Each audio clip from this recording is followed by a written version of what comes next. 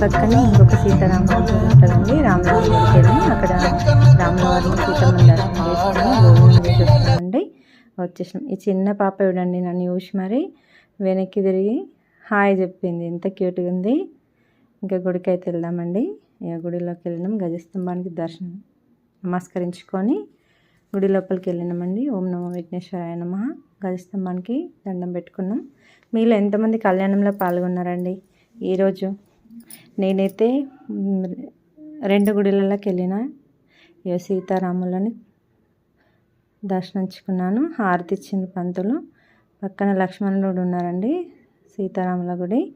ఇగో అమ్మవారు అయ్యవారు ఉయ్యాలని నేను కూడా కొంచెం అలా అలా ఊపి చూడండి ఎంత బాగుంది ఉయ్యాల. శ్రీ ఆంజనేయ స్వామి దర్శనం తీసుకొని ఇంకా అక్కడి నుంచి వెళ్ళి హారతి తీసుకున్నానండి. హారతి తీసుకొని తీర్థప్రసాదం తీసుకొని అక్కడ నుండి భోజనం లైన్లో కట్టి భోజనం ప్రసాదం అందిందండి. నాకు కూడా సీతారాముల భోజనం తిని ఇంటికి బయలుదేరానండి. చూడండి మామిడి చెట్టుకి ఎన్ని మామిడికాయలు ఉన్నాయో. ఇక్కడ నుంచి ఇంక ఇంటికి బయలుదేరినాం. ఇంటికి వచ్చేసినాం. మీలో ఎంతమంది కళ్యాణంకి వెళ్ళినారు? సీతారాముల కళ్యాణంలో పాల్గొన్నారు చెప్పండి నాకు. జై శ్రీరామ్.